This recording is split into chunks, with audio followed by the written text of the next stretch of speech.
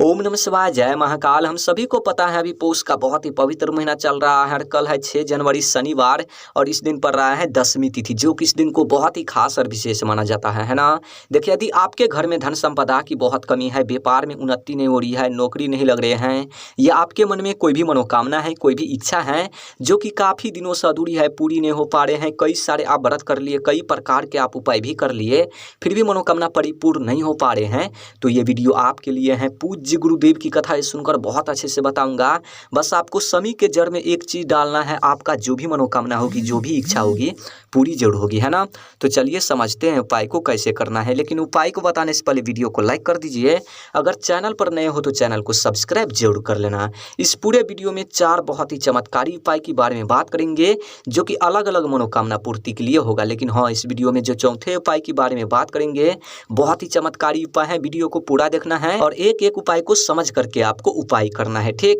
तो चलिए पहले वाले उपाय की बात कर लेते हैं। सबसे पहले अब बोलोगे इस उपाय को करने से क्या फायदा, क्या बेनिफिट होगा। देखिए, यदि आपके घर में धन संपदा की बहुत कमी है, घर में धन आ ही नहीं रहा है, व्यापार में उन्नति नहीं हो रही है, नौकरी नहीं लग रहे हैं, घर में माता लक्ष्मी की वास नहीं है, माता लक्ष्मी आपसे रूठी हुई है, घर में सुख शांति नहीं है, घर में रुपयों पैसों की बहुत कमी है, तो इस उपाय को जरूर करना, ठीक। देखिए, इस उपाय को करने के लिए मात्र आपको 11 चावल के दाने गिन करके ले लेना है। ले लिया। जो आप 11 चावल के दाने लेंगे, खंडित नहीं होना चाहिए, इस बात को ध्यान रखना। और उसके बाद आपको लेना है 1 चम्मच या 2 चम्मच कच्चा दूध, छोटा सा कटोरी लेना और उन कटोरी में 1 चम्मच या 2 चम्मच आपको कच्चा दूध ले लेना है। और उसके बाद आपको लेना है एक सफ़ेद फूल। देखिए, आपको केतकी का फूल नहीं लेना है, बाकी आप कोई सा सफ़ेद फूल ले सकते हैं, सिर्फ केतकी का फूल छोड़ करके। और उसके बाद आपको लेना है एक स्टील का लोटा और उन स्टील के लोटे में अपने घर से उन लोटे में जल भरना और उन जल में आपको क्या करना है, जो आप 11 चावल के दाने लिए हैं उन चावल को मिलाना उन जल में, और जो आप 1 चम्मच या 2 चम्मच कच्चा दूध लिए हैं उन दूध को मिलाना है, और जो आप एक सफ़ेद फूल लिए हैं उन सफ़ेद फूल को भी मिलाना है। और उसके बाद आपको लेना है एक दीपक, मिट्टी का दिया नहीं तो आटे का दिया सबसे पहले आपको तैयारी कर लेना है, यानी कि दीपक को अच्छी तरीके से तैयारी कर लेना है। अब इन सभी सामग्री को लेकर आपको पहुंचना है कहाँ पर, समी पौधे के पास, आसपास जहाँ भी हो आपको वहाँ जाना है। देखिए, हम सभी को पता है कल है 6 जनवरी शनिवार और इस दिन पर रहा है दशमी तिथि, बहुत ही शुभ दिन है। इस दिन तो इस उपाय को करना ही करना है, चूक मत जाना। इस उपाय को करने से पूज्य गुरुदेव ने बोला है कि ऐसी विशेष तिथि पर जाए तो इस विशेष उपाय को करने से मत चूकना, बहुत ही चमत्कारी उपाय है। देखिए, समी पौधे के पास जाने के बाद सबसे पहले जो आप दीपक लेकर गए हैं उन दीपक को प्रज्वलित करना है। किस नाम से करना है, कुंदकेश्वर महादेव, इस मंत्र का जाप करते हुए उन दीपक को प्रज्वलित करना है। उसके बाद उन दीपक से आरती करनी है, अपनी मनोकामना कहते हुए, अपनी इच्छा कहते हुए। आई बात समझ में। उसके बाद आपको क्या करना है, समी पौधे के जड़ में उन दीपक को रखनी है और जो आप लोटे में कच्चा दूध, चावल और एक सफ़ेद फूल मिलाए हैं उन लोटे को अपने हाथ में लेना है, समी पौधे के जड़ में खड़े होनी है और जो भी मनोकामना है आपके मन में आपको कहनी है, प्रार्थना करनी है कि धन की समस्या दूर हो, व्यापार में उन्नति हो, घर में माता लक्ष्मी की वास हो, माता लक्ष्मी हमसे रूठी हुई हैं, घर में सुख शांति प्राप्त हो, घर में रुपयों पैसों की कभी कमी ना हो, कहते हुए प्रार्थना करते हुए उन लोटे में जो भी सामग्री है एक साथ आपको समी पौधे के जड़ में समर्पित कर देना है। आई बात समझ में। उसके बाद 2 मिनट वहाँ पर बैठना है समी पौधे के सामने, जो भी मनोकामना है, जो भी इच्छा है, एक बार आपको फिर से कहनी है, प्रार्थना करनी है। बस आपको इतना सा ही उपाय करना है। यकीन मानिए, इस उपाय को यदि आप कर लेते हैं दशमी तिथि पर पौष मास में, तो जो भी मनोकामना होगी परिपूर्ण जरूर होगी, है ना। चलिए अब बात कर लेते हैं दूसरी उपाय के बारे में। अब बोलोगे इस उपाय को करने से क्या फायदा, क्या बेनिफिट होगा। देखिए, यदि आपके घर में कोई भी व्यक्ति बीमार रहते हैं या आप रहते हैं, बीमारी पीछा ही नहीं छोड़ रहा है, बहुत दवा खाने के बाद, बहुत मेडिसिन खाने के बाद, तो इस उपाय को जरूर करना। देखिए, समझना, इस उपाय को करने के लिए मात्र आपको एक बेलपत्र लेना है। कितना लेना है, 1 ठो। जो आप बेलपत्र लेंगे खंडित नहीं होना चाहिए, इस बात को ध्यान रखना, क्योंकि महादेव को खंडित सामग्री समर्पित नहीं होता है, ठीक। उसके बाद आपको लेना है एक तांबे का लोटा और उन तांबे के लोटे में अपने घर से आपको जल भर लेना है। अब इन दोनों सामग्री को लेकर आपको पहुंचना है कहाँ पर, शिवालय, यानी कि शिव जी के मंदिर। देखिए, मंदिर जाने के बाद सबसे पहले आपको क्या करना है, जो आपके पास 1 लोटा जल है उत्तर साइड मुख करके खड़े होनी है और श्री शिवाय नमस्तुभ्यम का जाप करते हुए 1 लोटा सबसे पहले आपको जल समर्पित कर देना है शिवलिंग पर। आई बात समझ में। उसके बाद आपको क्या करना है, जो आपके पास एक बेलपत्र है उन बेलपत्र को अपने हाथ में लेना है, शिवलिंग के सामने खड़े होनी है और जो भी बीमारी है आपके जीवन में आपको कहनी है कि बीमारी हमेशा हमेशा के लिए दूर करे। महादेव से प्रार्थना करनी है जो भी संकटे, जो भी कष्ट, रोग, परेशानी है जीवन में हमेशा हमेशा के लिए खत्म करे।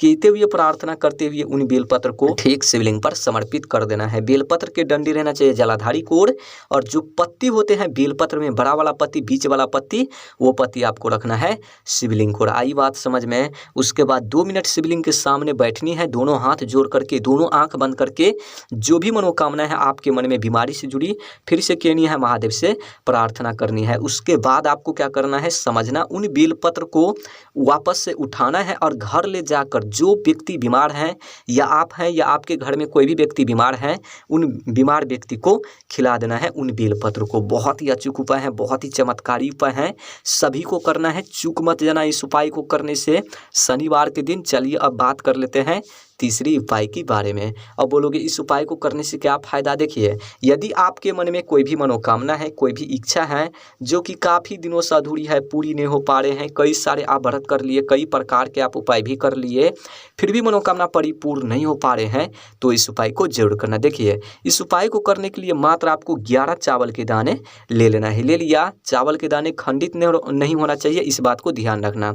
उसके बाद आपको लेना है 1 चुटकी हल्दी। देखिए, आपको पाउडर वाला हल्दी नहीं लेना है, आपको पाउडर वाले हल्दी लेना है, खड़े वाले हल्दी आपको नहीं लेना है, ठीक। उसके बाद आपको लेना है 1 तांबे का लोटा और उन तांबे के लोटे में अपने घर से आपको जल भर लेना है। अब इन तीनों सामग्री को लेकर आपको पहुंचना है कहाँ पर, तुलसी पौधे के पास, चाहे आपके आंगन में हो या गार्डन में हो, कहीं पर भी हो, आपको वहाँ जाना है। देखिए, वहाँ जाने के बाद सबसे पहले आपको क्या करना है, जो आप 1 चुटकी हल्दी लेकर गए हैं और 11 चावल के दाने लेकर गए हैं, सबसे पहले जो आप पात्र में जल लेकर गए हैं उन जल में उन दोनों सामग्री को गिराना है। किस नाम से गिराना है, ओम महालक्ष्मी नमः। 2 सामग्री को आप गिराएंगे उन जल में तो आपको 2 बार ओम महालक्ष्मी नमः, ओम महालक्ष्मी नमः इस मंत्र का जाप करनी है। उसके बाद उन लोटे को अपने हाथ में लेना है, तुलसी जी के जड़ में खड़े होनी है और जो भी मनोकामना है आपके मन में, अधूरी मनोकामना पूरी करे आपको कहनी है, तुलसी माता से प्रार्थना करनी है और कहते हुए प्रार्थना करते हुए उन लोटे में जो भी सामग्री है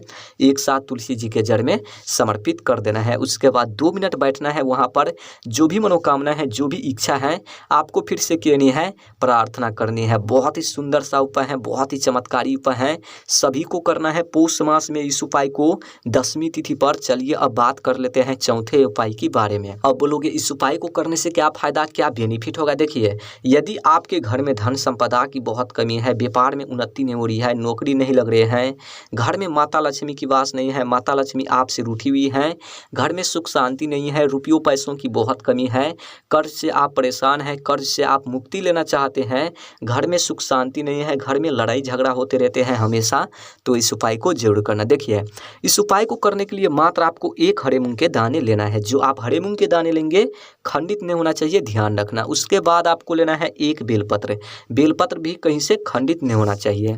उसके बाद आपको लेना है 1 तांबे का लोटा और उन तांबे के लोटे में अपने घर से आपको जल भर लेना है। अब इन तीनों सामग्री को लेकर आपको पहुंचना है कहाँ पर, शिवलिंग के पास। देखिए, वहां जाने के बाद सबसे पहले आपको क्या करना है, जो आपके पास 1 हरे मूंग है और लोटे में आप जल लेकर गए हैं, उन जल में उन 1 हरे मूंग को सबसे पहले गिरा देना है। श्री शिवाय नमस्तुभ्यम ओम नमः शिवाय इस मंत्र का जाप करते हुए। उसके बाद आपको क्या करना है, जो आपके पास 1 बेलपत्र है, सबसे पहले बेलपत्र को समर्पित कर देना है माता अशोक सुंदरी जी के स्थान पर।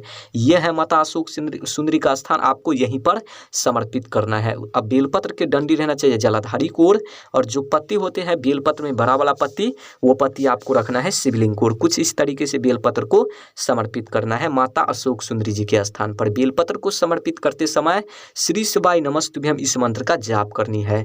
उसके बाद आपको क्या करना है, जो लोटे में आप हरे मूंग के दाने गिराए हैं जो जल है आपके पास, उन जल को सबसे पहले गणेश जी के स्थान पर समर्पित करना है। श्री शिवाय नमस्तुभ्यम इस मंत्र का जाप करते हुए थोड़ा सा जल आपको माता अशोक सुंदरी जी के स्थान पर समर्पित करना है और जो बाकी जल बचेंगे लोटे में, उन जल को, सभी जल को ठीक शिवलिंग पर समर्पित कर देना है। आई बात समझ में। उसके बाद वहाँ पर आपको 2 मिनट बैठना है। जो भी मनोकामना है आपके मन में, धन से जुड़ी, व्यापार से जुड़ी, नौकरी से जुड़ी, आपको कहनी है, प्रार्थना करनी है महादेव से कि धन की समस्या दूर हो, व्यापार में उन्नति हो, घर में माता लक्ष्मी की वास हो, घर में सुख शांति प्राप्त हो। जो भी समस्याएं हैं आपके जीवन में, कहनी है महादेव से, प्रार्थना करनी है। बस आपको इतना सा ही उपाय करना है। यकीन मानिए इस उपाय को यदि आप कर लेते हैं पौष मास में शनिवार के दिन 10वीं तिथि पर, तो जो भी मनोकामना होगी परिपूर्ण जरूर होगी, है ना। तो उपाय से जुड़ी और जो भी आपके मन में सवाल हो कॉमेंट में आप पूछ सकते हैं। बाकी वीडियो अच्छी लगी हो तो वीडियो को लाइक कर देना। ओम नमः शिवाय, जय महाकाल, हर हर महादेव।